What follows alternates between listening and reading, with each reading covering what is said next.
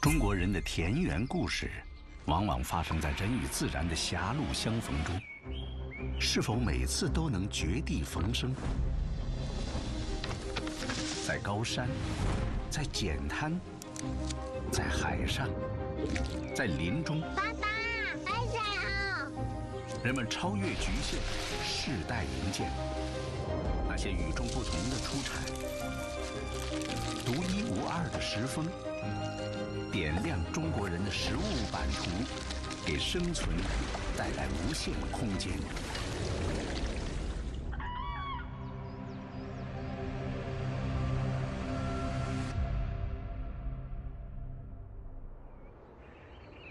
太行山深处，用石头围堰垒起的梯田，面积达200平方公里，实验总长度超过万里长城的一半。人们从700多年前开始营建，一直延续到今天。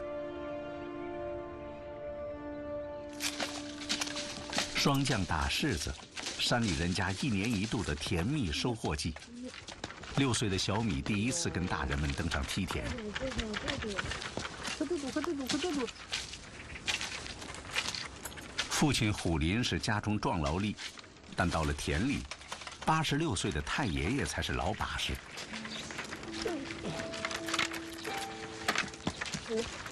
哇，好多柿子呀！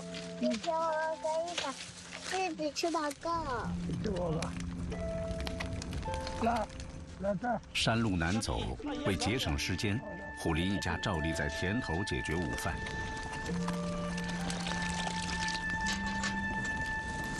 玉米饼烤到焦香，柿子经过霜降以后，色味变淡，吃起来更甜。这是最好的天然果酱。我来给你整个原始的窝的。哎，行。来，小毕。来，这块给了爷爷，老爷爷。来，这个给老奶奶。哎。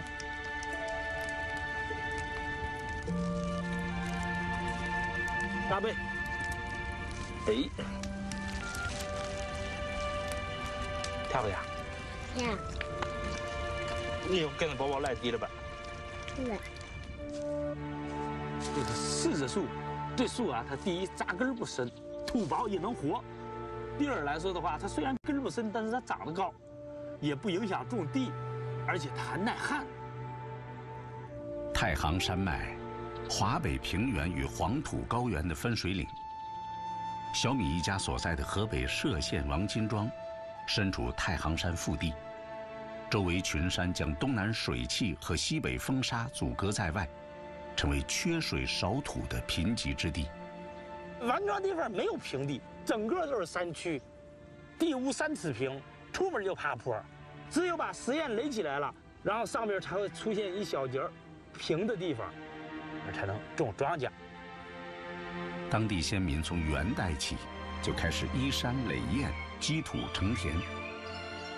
像他们一样坚韧的旱地作物被选育和耕种，人与植物携手，共同找到生存之路。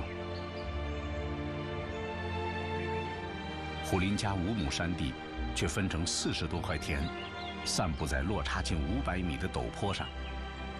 耐旱的谷子是山里最主要的粮食作物。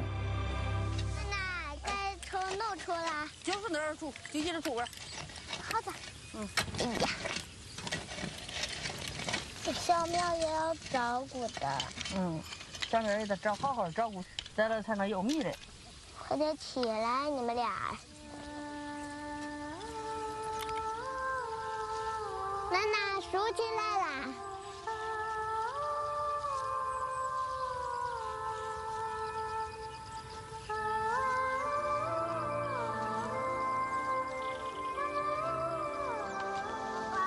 哎，你看这个石头像不像？像，小米糟是豆浆。实验的修整从未停歇，梯田上土层薄的地方不足20厘米，厚的地方也只有50厘米。石头多，土少，把土全部从石缝里边抠出来，把这石头就垫了下边的地，就垒了实验，剩下这个金贵的土就留到了梯田上边种粮食。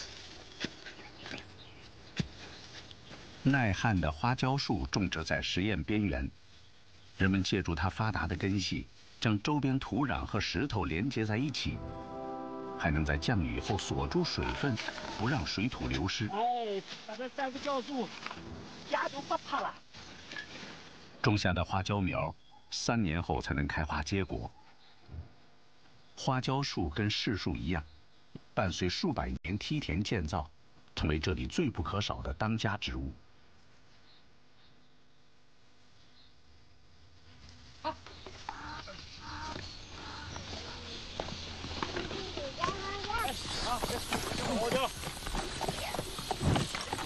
花椒，该修修绿地了。虎林家200多棵花椒树，是家里最主要的经济作物。当年虎林读大学，多亏了梯田上的花椒收入。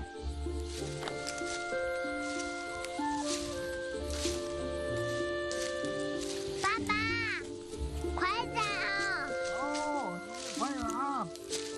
哎呀，我在这里摘完了，就在他们旁边的好兄弟。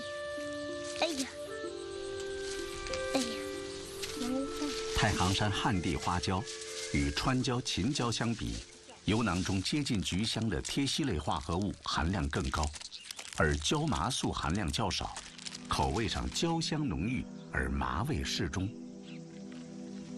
伴随商道贸易，歙县花椒被带到华北、东北以及京津都市。有一道流传久远的家厨美食，体现了北方人对花椒的独到见地。五花肉，清水煮30分钟，糖色增色添香。卤料以葱姜衬底，花椒辟腥提神，更能激发八角飘逸的香气。中火慢炖1个小时，切出厚薄不超5毫米的片肉。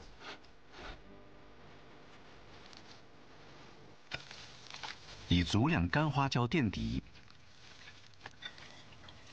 浇上秘制的酱汁，大火旺蒸60分钟，这是烹饪的关键。经过长时间炖煮和蒸制，油脂析出，花椒香麻虽不张扬刺激，却恰好降服五花肉的肥腻。花椒肉曾经作为年节家宴的压轴硬菜，每个家庭都有自己好吃的诀窍。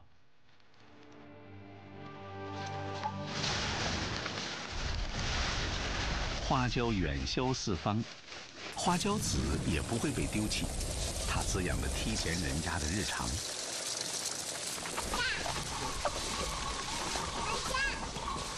奶奶，你会不会抓鱼？不会。用花椒籽榨油，在太行山区历史久远，古法石磨碾压仍在村子里沿用。随着太爷爷这辈人步履渐缓，便捷高效的电磨油坊逐渐成为人们的日常选择。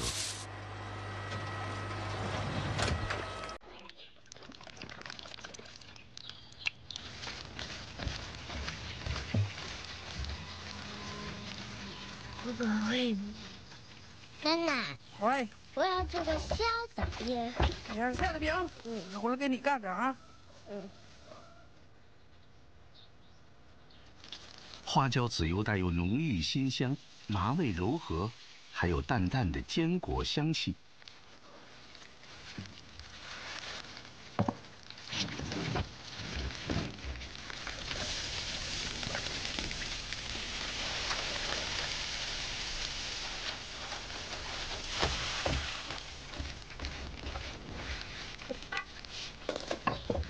奶奶，你看我做的小饼。那在前儿放。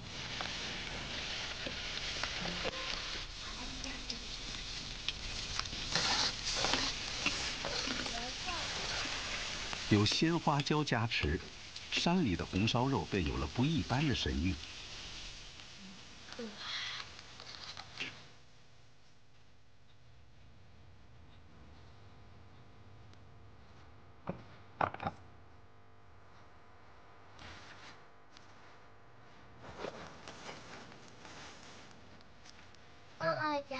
还有个这个，啥叶，啊那个。老爷爷吃肉。啊，吃吧，鸡吧。你吃多大吃小的？我吃小的。吃小的了，行，那我吃小会吃小的。鸡小的。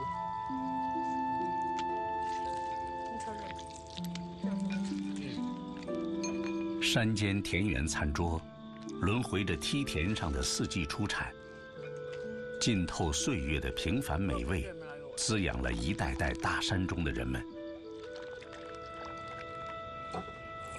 小米好不好看？好喊。小米和小米。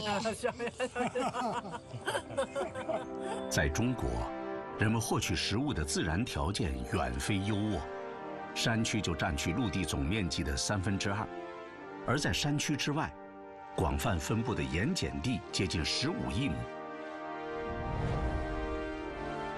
辽河入海口，海水和淡水间的长久对抗，在这里形成超过2000平方公里的滨海盐碱地。谷雨时节，一种神奇的植物生出嫩芽。千百年间，每当遭遇食物短缺，人们会求助于它，这就是盐地碱蓬。在盐碱地区，春采碱蓬菜的习俗至今遗存。小心掐取顶端嫩芽，不会影响碱蓬生长。新的枝叶1周左右会在断枝上再次萌发。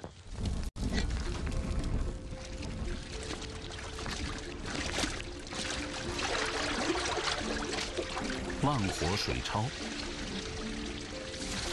用清水反复漂洗，再挤去水分，碱蓬中的盐分逐渐溶出。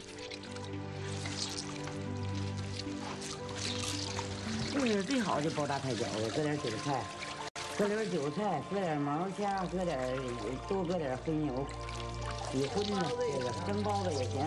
碱蓬菜脆韧弹牙，带有轻盈的海鲜味道。采摘时间不到20天，短暂时令，它带给碱地人家往昔回味。蚬子肉是标配，再加上带肥膘的五花肉。肉馅越小越好，可乐。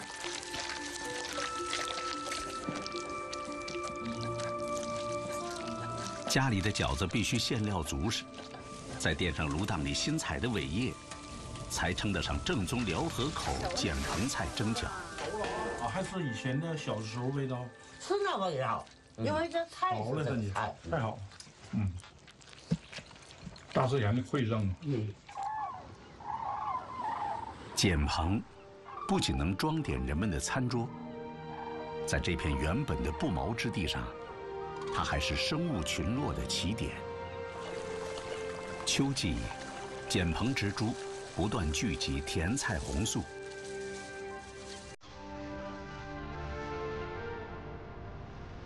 浸泡在高盐度潮水中，它们旺盛生长，每亩每年可以吃掉400公斤盐。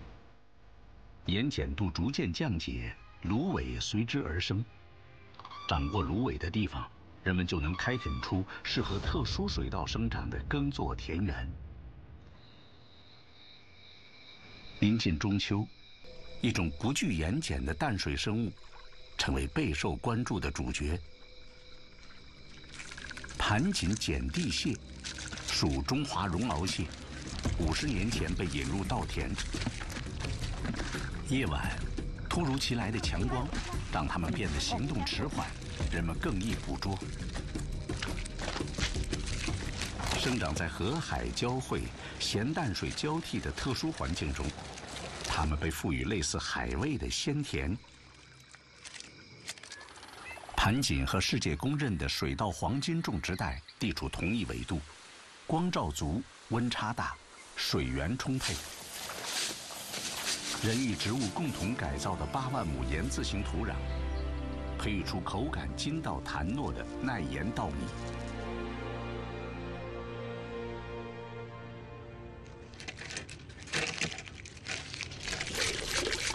碱地稻田蟹，个头虽小，却肉质紧实细嫩。蟹黄和蟹膏仔细分离，还要保持原形。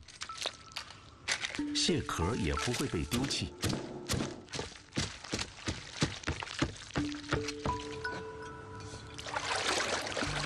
用姜丝水稀释蟹酱。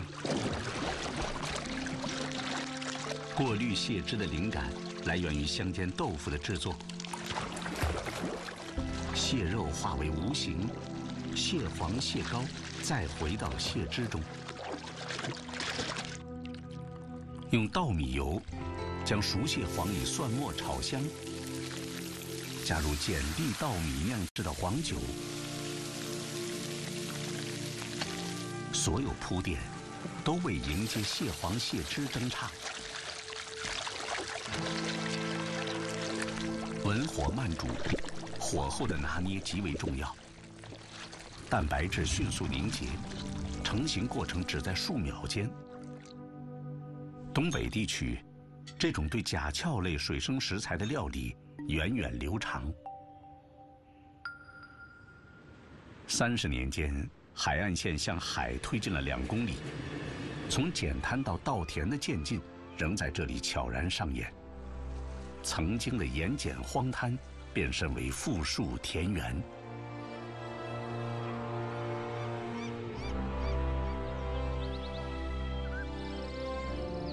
天地山川四时流转，中国人在获取食物、寻求生存与发展的时空中，从未一帆风顺。走出地势重围，天时又加上各种限定，人们是否还能找到优选方案？乌蒙山区平均海拔2000米，杉树林中潜藏着一种形态多变的神秘生物。作为喀斯特山地的涵养植被，针叶林下是人们寻找到的天然温室。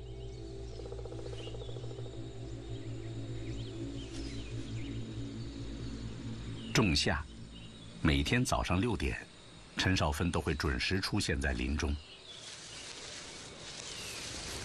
哇，这个过2天就开了这个。从针尖一样细小，历经4个多月生长，它们体内已经蓄满能量。阳光让林中温度迅速升高，盖好松针，既能透气，又防止过度光照。林下空气湿度超过90%，变化即将发生。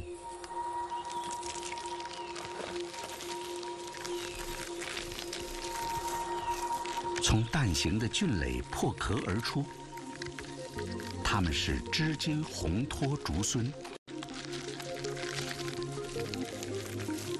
或许因为中国人对竹物的偏爱，让我们最早发现了美味的竹荪。它们原本寄生在枯竹根部，曾经异常难寻。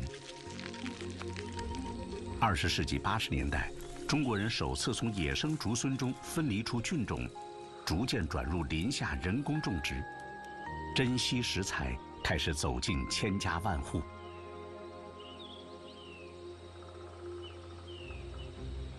竹荪开伞后，如昙花一现，不到3小时，菌盖上的孢子就会液化，伞群随即枯萎。陈少芬家有300亩竹荪，第1茬开花都集中在15天内，他们必须抓紧时间。采花的时候手不能太重，你手重的话就把那个笔裂碎了。刚开伞的竹荪非常脆弱，稍有不慎就会损坏菌体，既要迅速又要精准，采集过程容不得一丝毛躁。每年，村里有一些放暑假的大学生会过来打工帮忙。对新手来说，这并不容易。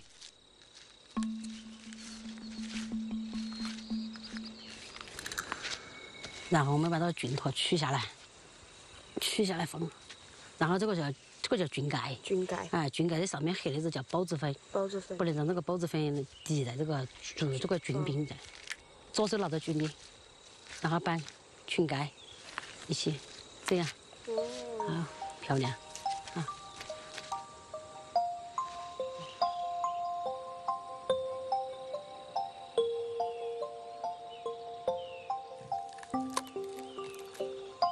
刚刚采下的红托竹荪，爽脆鲜甜，可以生吃。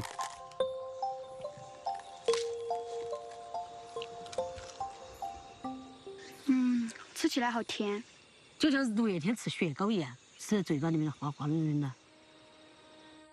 至今的这个红托竹真的是有股清香，是所有的竹荪当中都没有的这个味道。要保存竹荪，需要在最短时间内烘干。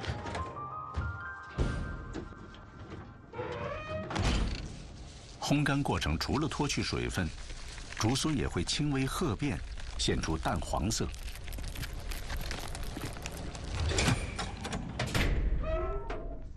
竹荪干制后，鲜香隐去，代之以醇厚菌香。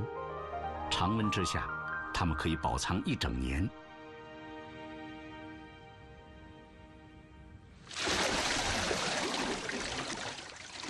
斗笠状的菌盖也叫竹荪帽，70摄氏度热水中浸泡1小时，稍加冲洗，菌盖上附着的孢子就会脱落。此时的菌盖状如羊肚，当地人称竹毛肚。不需繁复料理，只加几片鲜肉提味，素油爆炒，美味款款呈现。竹毛肚脆韧筋道，鲜香爽口。竹荪还有一种吃法出人意料，即将破壳的竹荪蛋。从菌托到菌柄、菌群，再到菌帽，竹荪蛋包裹全部精华，犹如一枚氨基酸炸弹。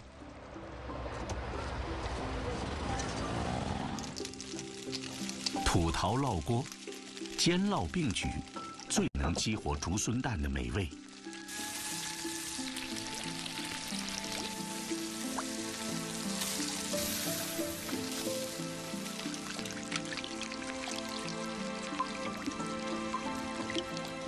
多种氨基酸相互碰撞，丰富口感瞬间绽放。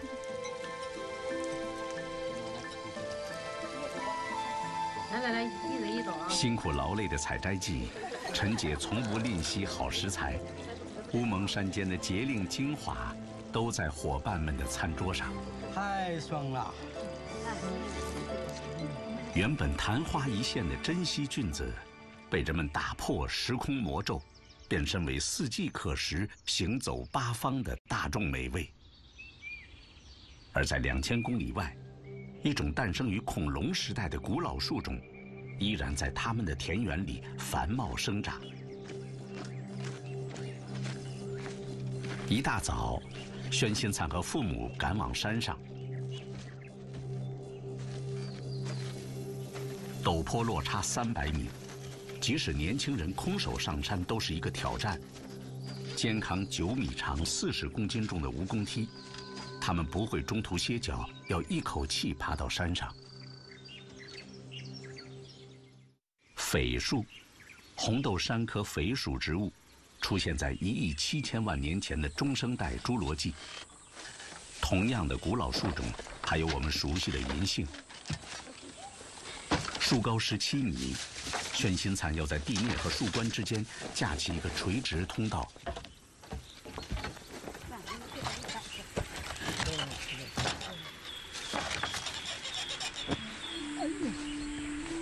低处的采摘需要从主干攀爬，老两口几10年默契，一切无需多言。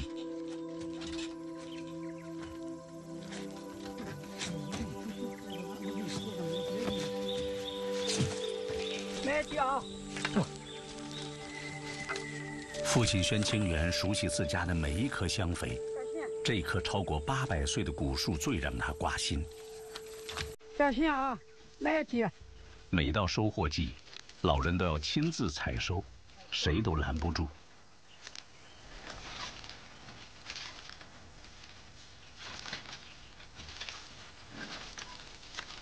绑牢蜈蚣梯，宣新灿才敢让父亲使用。他都放不下山上这种香榧树啊，他还是喜欢在山上。每年啊，他都是一个季节一个季节会去打理它。哇，这老窄。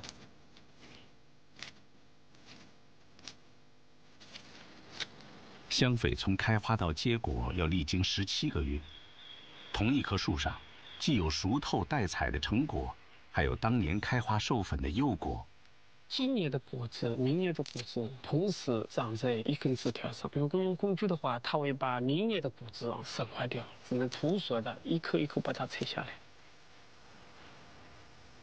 全世界共6种榧属植物中，只有香榧种子可以食用。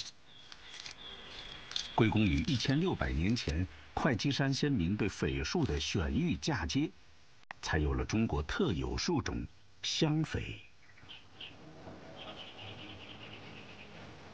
你看，爸爸小心点啊！香榧树生长缓慢，要15年才开始结果，30年以后才能进入盛果期。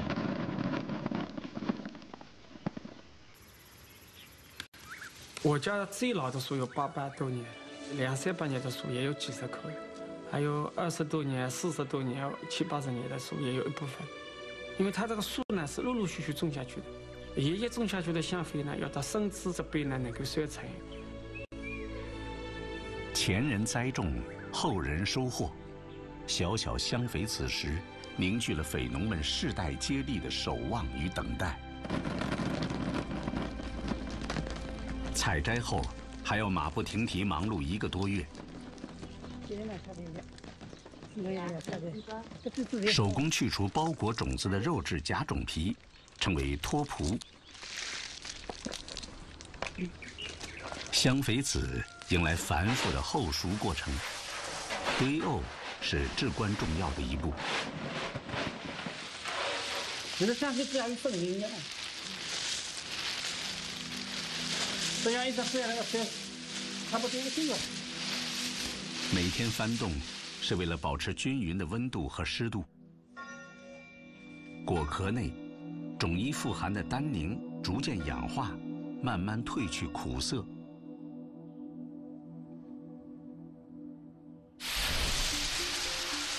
25天后，香榧籽完成后熟，再经过3到5天晾晒，就到了最考验功力的一步。200摄氏度细盐中翻炒20分钟，7成熟时，趁热进入冷盐水，盐分呛入果壳，带来微微咸香，也助力果仁上附着的种衣松脱分离。再炒上10几分钟，香榧百转千回，终于出炉。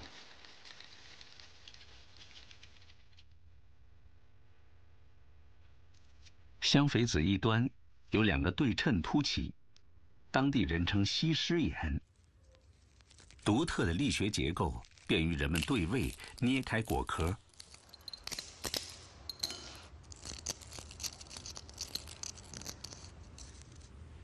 历经漫长生长、繁复炮制，小小籽实融合了百香、木香、枝香、果香，酥脆厚朴，回甘悠长。香榧也给厨师们带来丰富创想。桂鱼切片，香榧碎加香葱、荤油调味做成馅料。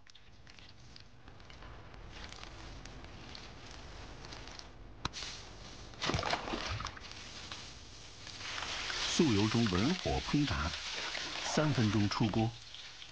榧籽鱼卷，口味清鲜香醇。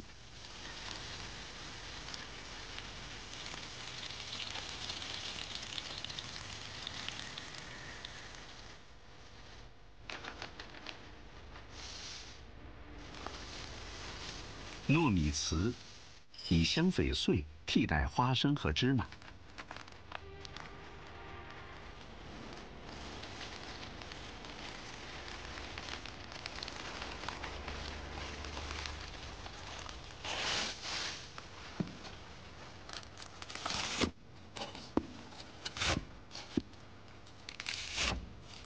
甜糯香脆，丰富的口感层次，透着一丝清新别致。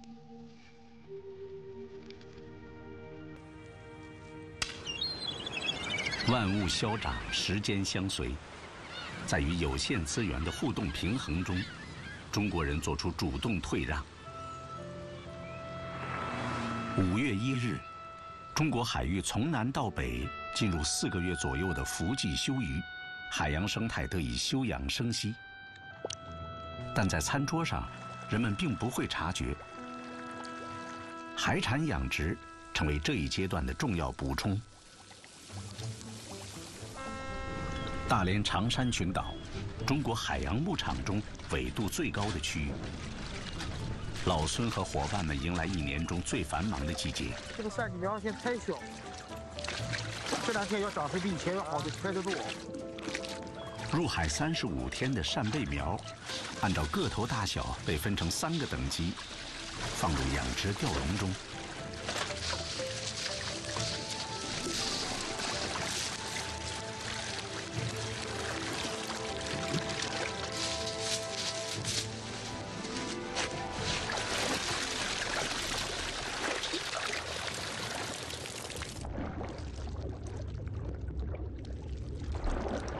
长山群岛水域地处北纬39度线，年平均水温14摄氏度。渤海与黄海冷暖水流在这里交汇，带来大量有机物。扇贝滤食海水中的浮游藻类和有机物碎屑，不需人工投喂，它们生长迅速。虾夷扇贝属于大型冷水性贝类。20世纪80年代，被引入水温适宜的长山群岛海域。这里作为主产区，占到全国产量的90%以上。18摄氏度是虾夷贝最适宜的生长温度。赶在水温升高之前，抢收养殖满1年的异龄贝，是眼下最紧要的任务。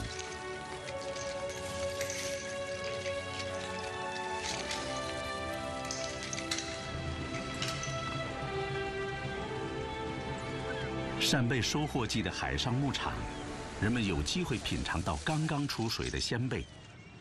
海洋到舌尖的最短距离，带来极致味觉体验。好大呀！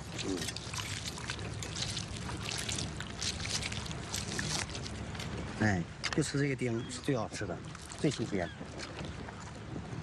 来，我再给你磕一个，你也尝尝。它甜的。对对。好好吃。刚刚采收的扇贝要在最短时间内处理。加工厂紧邻海洋牧场，从清洗到蒸煮全用海水，最大限度保持原味。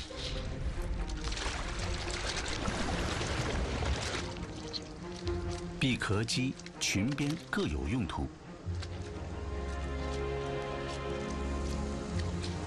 这间海边工坊每天能加工10万公斤带壳鲜贝。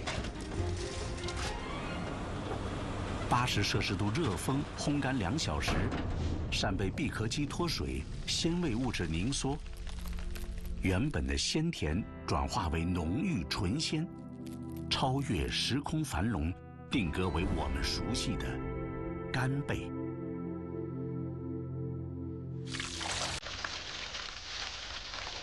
渔场厨房里也染上丰收的喜庆。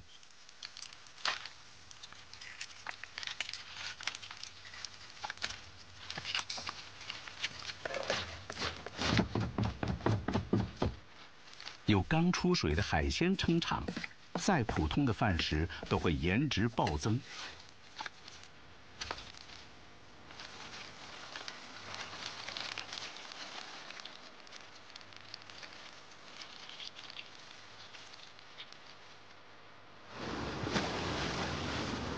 海洋作业一直没有停歇。20米水深的海底，潜水员正在采收30贝。这是老孙他们3年前撒下的贝苗。海底环境不受表层水温变化影响，扇贝生长在自然海域，更接近野生。休渔期间，捕捞人员会避开海参和正在产卵的海螺。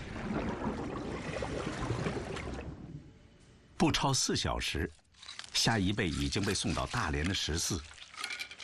养殖超过4年的虾夷贝，贝柱更加丰盈肥美。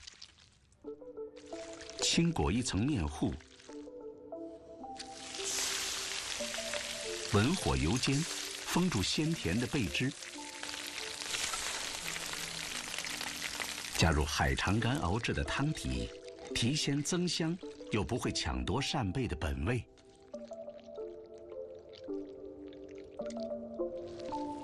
贝柱切丁摔打上劲儿，颗粒饱满 Q 弹。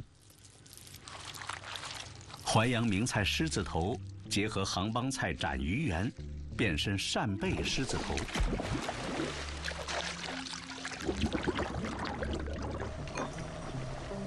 加入时令贝类调出的清鸡汤，隔水炖30分钟后，再撒上小甜豆，更添清爽。柴锅土灶上，辣炒扇贝裙边，是老孙和工友们总也吃不够的家常硬菜。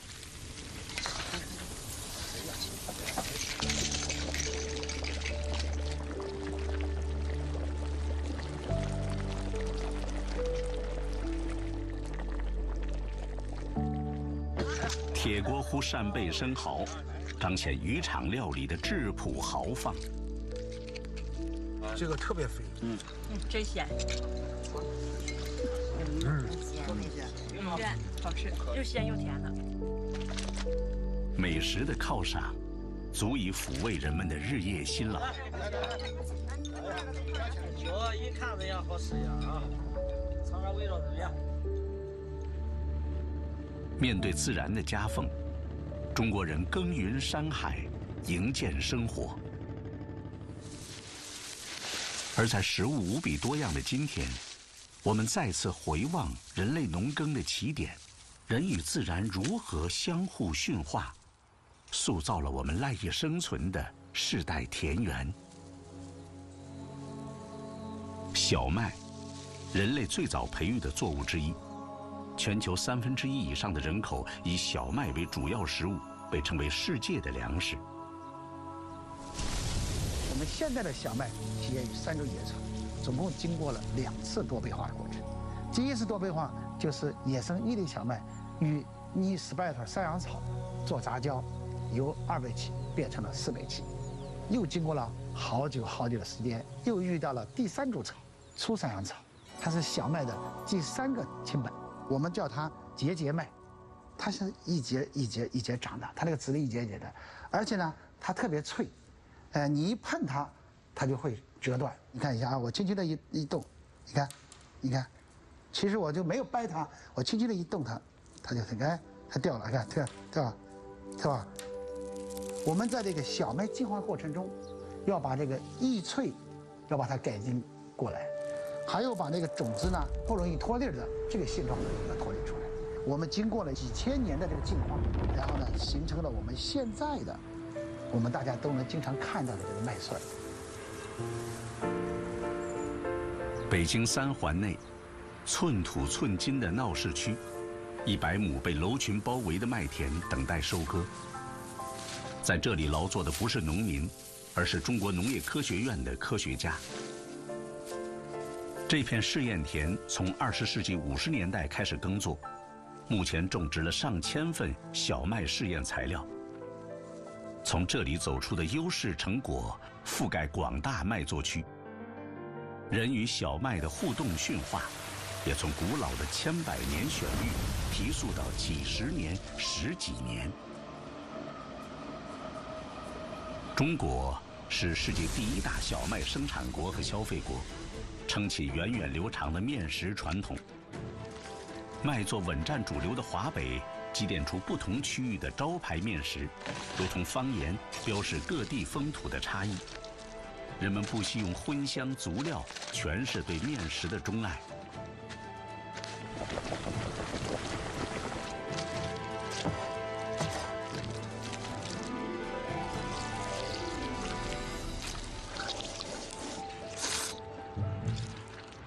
繁华的海陆商埠天津，面食在这里古今通吃，链接千家万户。用豆油烫炒面粉，油酥为一众烤烙面饼注入神韵。半发酵面团擀制面剂，它是最佳助攻。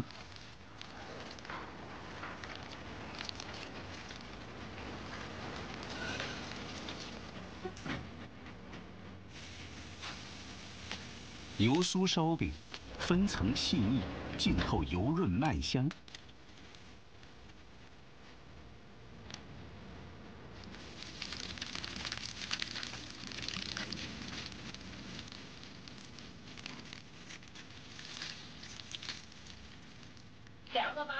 麻酱旁边那个是吧？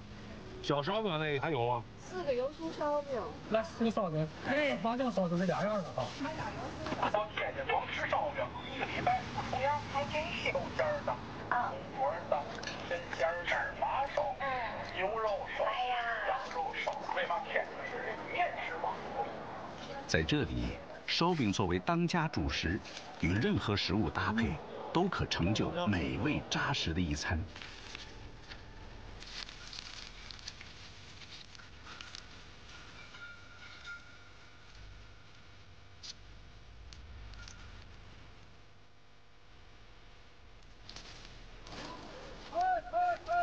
油酥烧饼也是西伯利亚红嘴海鸥的最爱。每年天气转冷，它们会准时返回海河。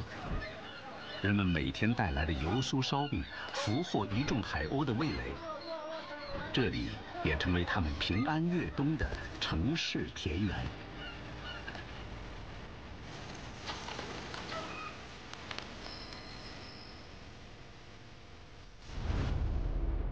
中国人对面粉特性的精准拿捏，潜藏着人与一方水土的微妙同频。那孙悟空法力无边，也许呀就在眼前呀。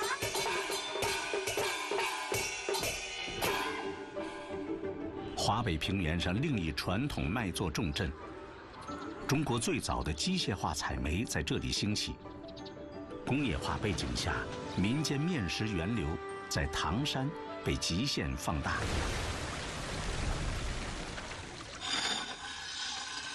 一块600克重的面团，几分钟后将呈现意想不到的变化。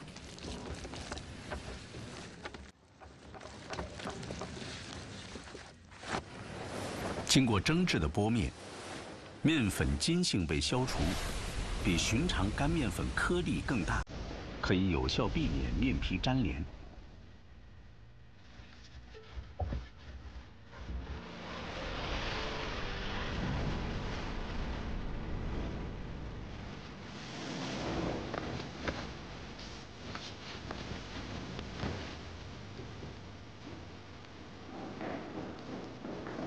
从一块巴掌大小的面团儿延展出一张宽2米、长6米的双层面旗，用时不到5分钟。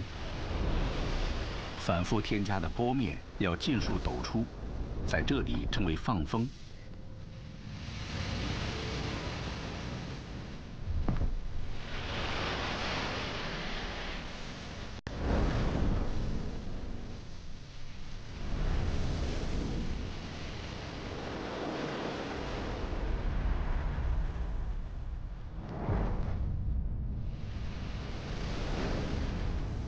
师傅们绝技在身，来自日复一日的潜心磨练。面案上岁月流转，师徒相传，守住一方10味。垒叠15层，厚度不超1厘米。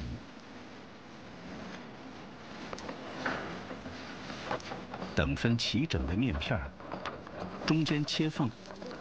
再翻转出细腻多层的面花。你要冲着上边一站，它都开了。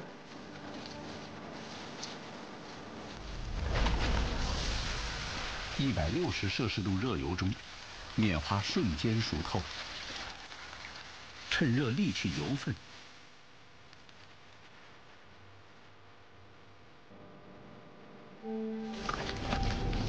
迅速淋上用蜂蜜、桂花调制的糖浆。蜂蜜麻糖携带岁月温度，呈现一个时代人们对美味面食的极致想象。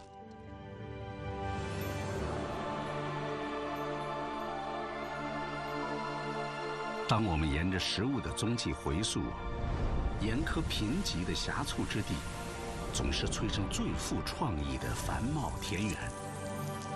那些在困境与局限中诞生的美味，凝聚世代相传的古老智慧。田园餐桌，蕴含天地乾坤，也藏着中国人生生不息的遗传基因。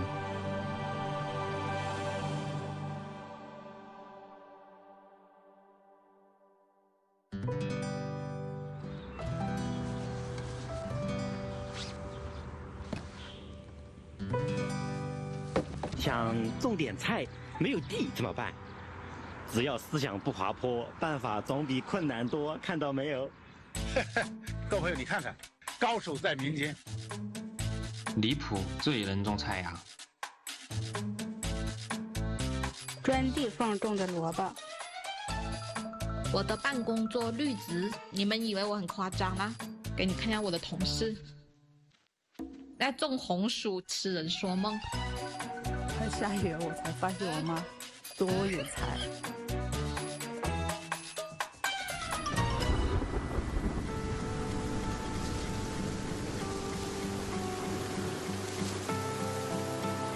哎，又淹了，再来吧。有一束光，不知何时洒下来。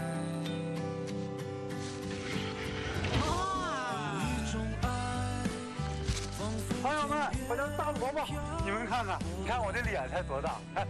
哇，好大一颗草莓哟！让我的心灵激情中悄然绽放。